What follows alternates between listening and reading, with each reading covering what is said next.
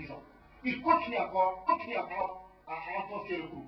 Et récemment, vous avez vu, ils ont publié une photo, je ne sais pas où est-ce qu'ils l'ont prise, en disant voilà la villa de ça. Ils ont même donné des numéros, et j'ai demandé à la jeunesse de la JDM de retrouver cette maison et de l'occuper pour qu'on appelle notre siège. Par conséquent, la balle est dans le camp du journal de la République. Ils n'ont qu'à produire le truc. Maintenant, les preuves qu'ils mettent dans le net, c'est pas ça qui est important. L'affaire est au tribunal. L'affaire est au tribunal. C'est là qu'il faut amener les preuves. Une dernière question.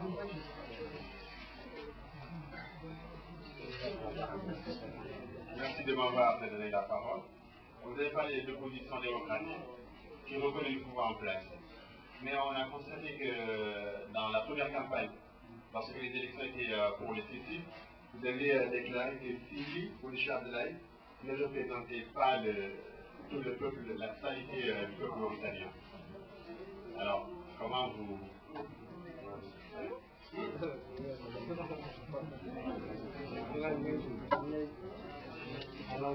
Vous savez, Ibrahim Kalfa n'a pas l'habitude de se dédire.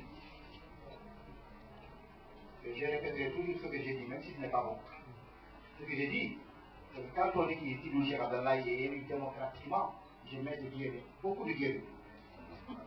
Oui, oui. Parce que tout le monde sait comment Sidou Cheikh Abdallah a été élu. Tout le monde le sait. C'est ce même de la vie qui a été à l'origine de l'élection de Sidou Cheikh. Tout le monde le sait. Personne ne peut le contester d'ailleurs à Moïse. Par conséquent, de quelle démocratie nous parlons?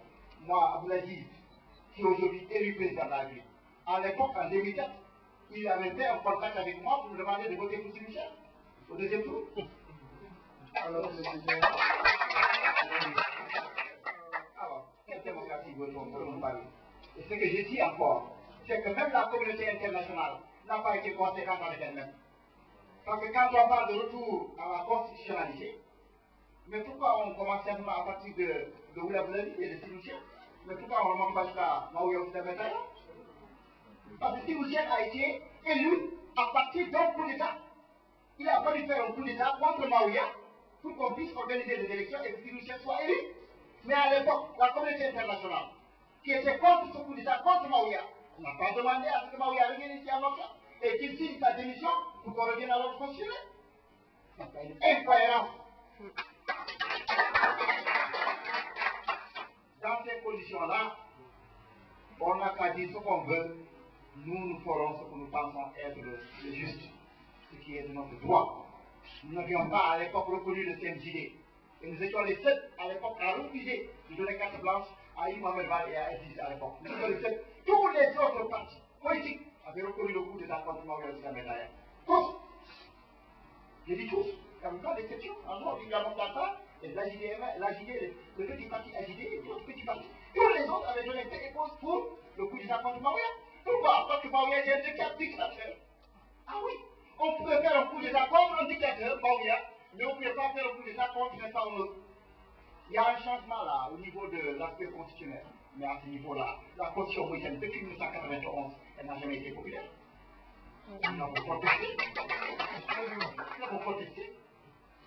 Par conséquent, cette histoire de constitutionnalité, c'est une histoire à tenir sur des pincettes. Maintenant, la communauté internationale, ce que me disait d'ailleurs un de ses représentants ici hier, à chaque fois qu'elle peut, elle essaie d'arranger un pays pour retrouver la paix. C'est tout. C'est tout. Dakar 1 et Dakar 2. Mais c'est des aménagements qui ont été faits pour que la moitié retrouve la paix. Ce qu'on appelle chez nous le masla. Qui ne postule rien du tout. Voilà. Donc, ce qui est important, c'est la volonté populaire. Aujourd'hui, cette volonté populaire s'est manifestée à partir de ces élections de stade du juillet. Voilà, donc je vous remercie. Je pense que nous avons dit l'essentiel. Je continue encore à vous féliciter, vous journalistes, mais je ne cesserai de dire que la vraie presse, c'est celle qui se base sur les faits, les faits avérés. C'est celle qui n'invente pas l'information. Mais on a beaucoup tendance à inventer l'information en Moïse. On a dit que les faits sont sacrés et que les commentaires sont libres. Mais donnez les faits d'abord avant de commenter. Et quand vous commentez, dites attention, ça c'est un commentaire, ça n'a rien à la vérité. Mais ici on mélange commentaires et faits. Des journalistes qui se permettent de s'attaquer à un leader politique en disant n'importe quoi sur lui, c'est qu'il y a une diffamation du reste. Et qui donne ça comme de la réalité. Alors que leur rôle était simplement de dire l'écho et de laisser aux autres le soin de tirer l'écho et le sort de leur action. Je remercie encore nos militants. Je remercie nos directeurs qui nous ont portés à ce niveau que nous apprécions à sa juste valeur et nous estimons que la JDMR, Inch'Allah, va encore faire parler de lui. Il faudra toujours parler de lui parce qu'il est debout pour la construction de cette Mauritanie. Et que notre objectif fondamental aujourd'hui, c'est d'aider à la réconciliation nationale. C'est d'aider à ce que ce pays puisse repartir sur des bases saines, dans un esprit consensuel. C'est pourquoi nous n'avons aucun esprit revanchard vis-à-vis de qui que ce soit. Et j'espère que la classe politique va se raviser.